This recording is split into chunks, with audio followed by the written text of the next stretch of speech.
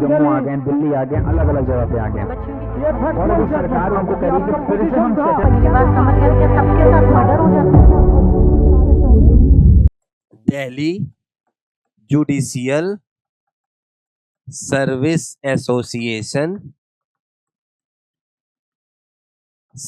Association 30 Hazari court Delhi, ठीक है ना, 30 हजारी कोर्ट दिल्ली वर्सेस आपका स्टेट ऑफ गुजरात। क्या नाम है केस का? Versus state of Gujarat. अब प्यारे बच्चों, तुमको ये केस बहुत ही रोचक लगेगा। क्यों ये रोचक लगेगा? क्योंकि इसमें एक जज साहब के साथ ही पूरा ब्लंडर हो गया। क्या हो गया? जज साहब के साथ ही पूरा ब्लंडर हो गया। इस केस में हुआ क्या, एक जज साहब थे, ठीक है ना, एक जज साहब थे और जज साहब जो है वो बड़ा ठीक ठाक काम कर रहे थे, लेकिन इससे किसी को जो है परेशानी हो गई, किसी को दिक्कत हो गई। तो ये केस जो है गुजरात में, पहले फैक्ट सुनो, इस केस के फैक्ट क्या थे, कहानी की तरह सुनना, तुम्हें याद रहेगा। केस का नाम क्या है? Delhi judicial service association 30 Hazari court versus state of Gujarat, ठीक है ना, 1991 का ये केस है अराउंड। और इसमें क्या हुआ, एक श्री NL पटेल एक जज साहब थे, मजिस्ट्रेट थे, गुजरात के नाडियाड में पोस्टेड थे, CJM साहब थे, चीफ जुडिशियल मजिस्ट्रेट, ठीक है ना, गुजरात में पोस्टेड थे। उन्होंने ये पाया, CJM साहब ने ये पाया कि उनके जो वारंट हैं, सम्मन है, कौन तामील करेगा? पुलिस। उन्होंने ये पाया कि उनके जो वारंट हैं, सम्मन है, नोटिस है, उनको तामील करने में पुलिस बिल्कुल भी कॉपरेट नहीं कर रही, ठीक है ना। जिस वजह से वो ईमानदार अफसर होंगे, उन्होंने जिस वजह से मुकदमों के निपटान में देरी हो रही थी, सम्मन नहीं पहुंचा रहे हो सही से, तो बंदा आएगा, प्रोसीजर डिले होने लगा ना, जुडिशियल प्रोसेस। तो सम्मन वारंट ये सब तामील हो नहीं रहे हैं, इस वजह से पुलिस सहयोग नहीं कर रही, इस वजह से मामलों को निपटाने में देरी हो रही है। CJM साहब ने चिट्ठी लिखी, किसको? SP साहब को। और CJM साहब ने संबंधित थाने को डांटा, बोला अगर तुम नहीं कर रहे हो तो मैं तुम्हारी शिकायत कर दूंगा ऊपर। इस बात से थानेदार साहब गुस्सा हो गए। थानेदार अपने आप को कुछ भी समझता है, बस पुलिस पर डरता है, वो कप्तान पर डरेगा, SP पर डरेगा, है ना, इनसे बड़ा ताकत जानता है ना उनकी। तो थानेदार साहब बड़ा, SHO साहब बड़ा ना नाराज हो गए। कोई बात नहीं, इन्होंने फिर कॉपरेट करने के लिए कर दिया। जब कॉपरेट करने की बात करी तो उन्होंने फिर SP को चिट्ठी लिखी कि दैट पर्टिकुलर पुलिस ऑफिसर और जो है police station is not cooperating, ये करके चिट्ठी लिखी। अब भी बात नहीं बनी तो उन्होंने जो है एक चिट्ठी पुलिस महानिदेशक को, DGP को भी लिखी कि भैया ऐसी ऐसी बात है, शिकायत भेजी। अब पुलिस की है, पुलिस की है, कोई ठोस कार्रवाई नहीं हुई। लेकिन इन साहब से इंस्पेक्टर साहब जो थे, SHO साहब SR शर्मा जी, वो शर्मा जी बड़ा नाराज हो गए। शर्मा जी बड़ा नाराज हो गए और CJM साहब की कोर्ट में कुछ कांस्टेबल भी तैनात होंगे, हमें थाना ही भेजेगा। पहला काम तो उन्होंने सारे पुलिस वाले हटा लिए, जो कांस्टेबल थे सुरक्षा में तैनात या अदालत में जो तैनात कांस्टेबल थे जज साहब की, वो कांस्टेबल हटा लिए। जब ये कांस्टेबल हटा लिए, कोई बात नहीं, अभी भी उसका मन भरा नहीं, ठीक है ना, अभी भी उनका मन भरा नहीं। थोड़े दिन बाद कोई पुलिस कॉपरेट नहीं कर रही, ना सम्मन हो रहा है, तो 1989 में CJM साहब ने 14 बंदों के खिलाफ जो है क्रिमिनल केस दर्ज करने का आदेश दे दिया कि सरकारी काम में बाधा पहुंचा रहे। ये आदेश उन्होंने दे दिया, ठीक है ना। ये बड़ा तेज शर्मा जी, उसने तुरंत कहा साहब माफ कर दो, गलती हो गई, कोई बात नहीं साहब, जो है ये काम पहले उसने किया। लेकिन अब बहुत नाराज हो गए इंस्पेक्टर साहब, ठीक है ना। अब पहले तो उन्होंने SP के माध्यम से हाई कोर्ट को शिकायत भेजी कि ये CJM ठीक नहीं है, पहला काम तो ये किया, ठीक है ना।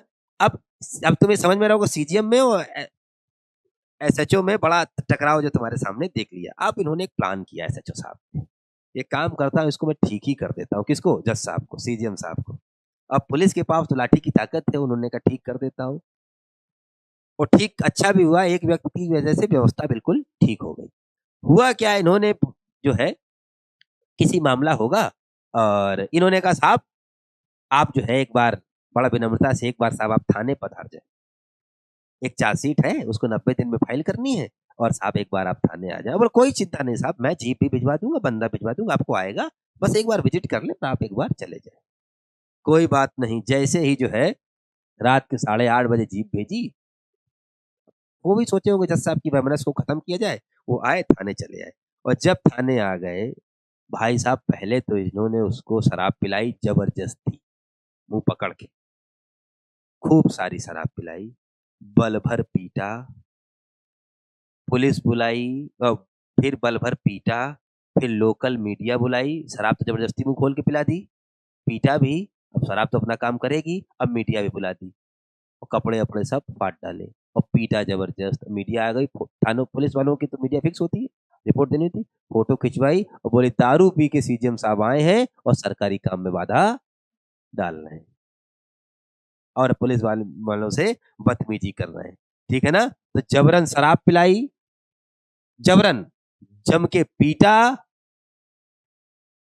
अब शराब पिए तो बवाल भी तो करेंगे, तो रस्सी से बांधना पड़ेगा, रस्सी से बांधा, हथकड़ी लगाई और बिल्कुल हथकड़ी लगा के, मेडिकल भी तो कराना है कि शराब पी के आए, हथकड़ी लगाई, रस्सी से बांधा, कपड़े अपने फाट डाले पीट पाट के और फिर भेजा मेडिकल करने। जज साहब का जुलूस निकाल दिया, है ना। अब ऐसी परिस्थिति में और फिर फोटो अगले दिन अखबार में प्रकाशन, ये होती है पुलिस की गुंडाई। कुछ कुछ बचा अभी जान से लेने, अब तो सब सब कर ही डाला।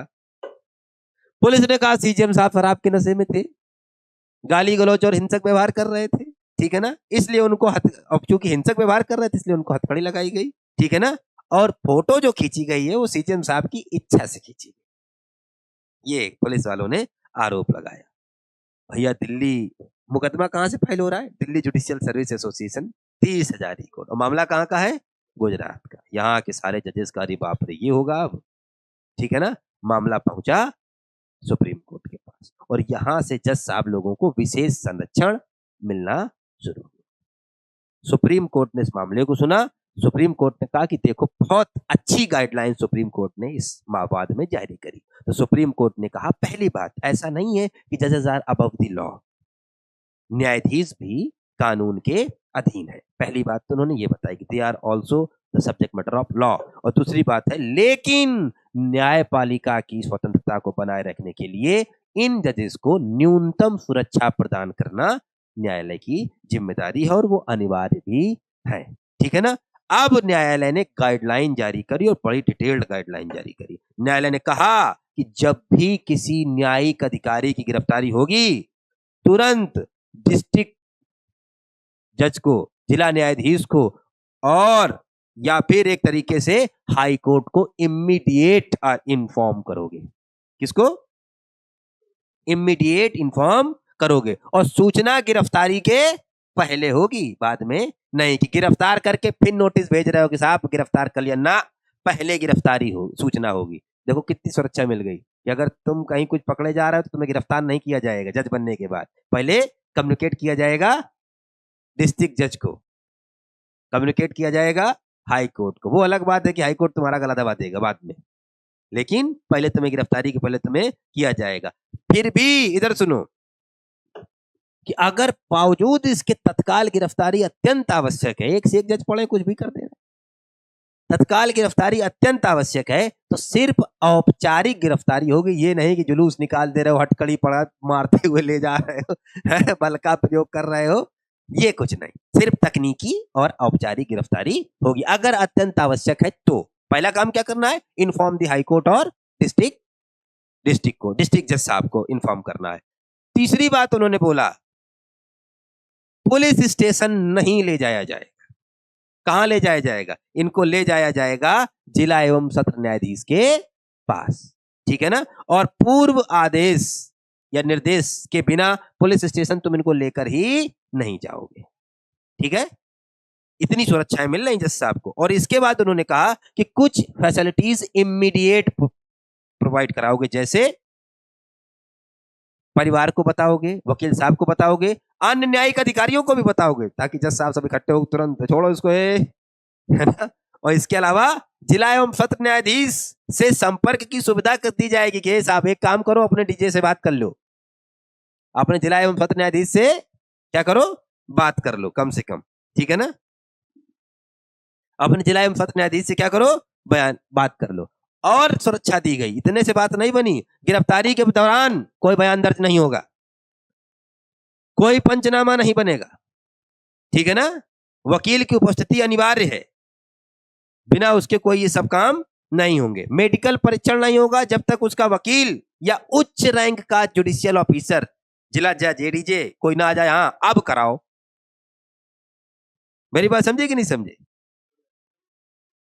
किस हिसाब से होगी? परमिशन की बात होगी? गिरफ्तारी संरक्षण है, एफआईआर से थोड़ी।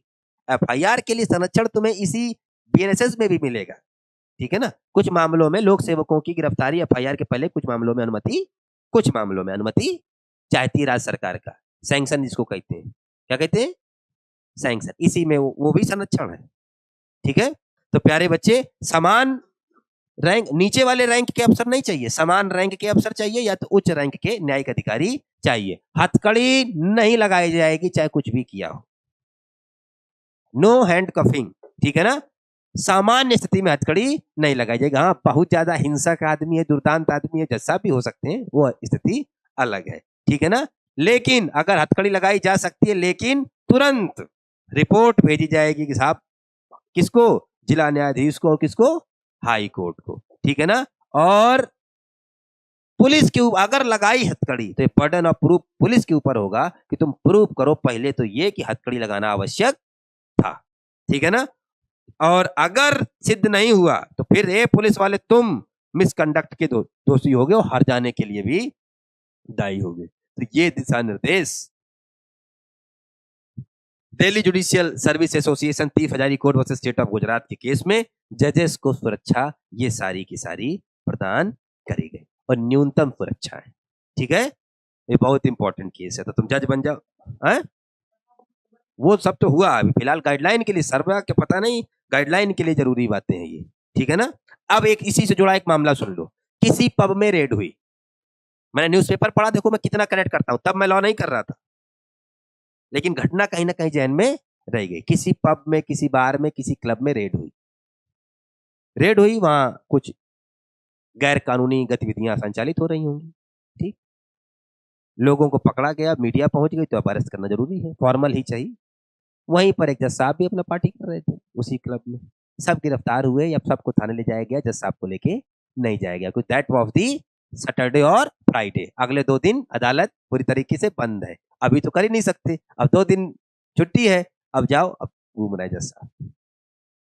इतनी सुरक्षा जज साहब को मिलती है, लेकिन जुडिशियल कंडक्ट बहुत ही ज्यादा जिम्मेदारी का हो। जब तुम्हें इतनी सुरक्षा फनच्छा मिल रही है, तुम्हारा कंडक्ट बिहेवियर कैसा होना चाहिए?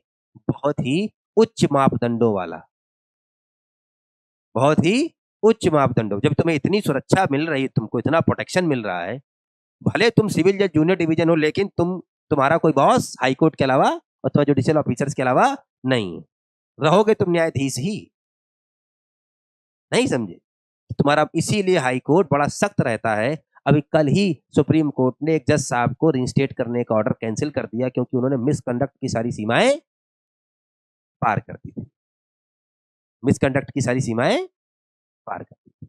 तीसरी बात, और उत्तर प्रदेश ने अपने 10 या 11 जुडिशियल मजिस्ट्रेट जो बेचारे ट्रेनिंग पूरा करके ज्वाइन करने जा रहे थे, टर्मिनेट कर दिया। आज 15 साल उस घटना को हो गया, अभी शायद ज्वाइनिंग का ऑर्डर उनका दिया है, हुआ कि नहीं हुआ। वो बार में गए, वहां क्लब में गए लखनऊ की पार्टी करने, और वहीं मारपीट शुरू कर दी सबने। 10-12 थे, ट्रेनिंग पूरी होके परमानेंट होने जा रहे थे, प्रोबेशन चल रहा था उनका, वहीं मारपीट शुरू कर दी। उस कैंबूस ने सब रिकॉर्डिंग करवा ली, किसने? होटल वाले ने, रेस्टोरेंट वाले ने, और पूरा इनका जुलूस निकाल दिया, और इनको सबको हटाना पड़ा। न्यायालय ने कहा, हाई कोर्ट ने, कि इनिशियल स्टेज ऑफ ज्वाइनिंग है इनकी, अभी जब ये तांडव हो रहे हैं, आगे क्या करेंगे? अभी जब है आ गई थोड़ी सी, और इसके बाद जो है हाई कोर्ट की फुल बेंच ने उसको सुना, लंबे समय तक सुनवाई चली, बोला पहला कंडक्ट है, इनिशियल स्टेज है, सर्विस लंबी, इनको माफी दे दी। अभी क्या पोजीशन है? शायद बहुत घटना पुरानी है ये, यूपी के 2011-12 का बैच के जजेस थे सबके सब, तब का न्यूज़पेपर पे आज छपा था, और अभी शायद वो रिइंस्टेट हुए इतने सालों बाद, ठीक है ना। तो अगर इतनी सुरक्षा हम दे रहे हैं तुमको, तो तुम्हारा कंडक्ट भी उसी मापदंडों वाला होना चाहिए, ठीक है ना। तो दैट्स ऑल, कल इसके आगे केसेस को हम कवर करेंगे। Subscribe for more content.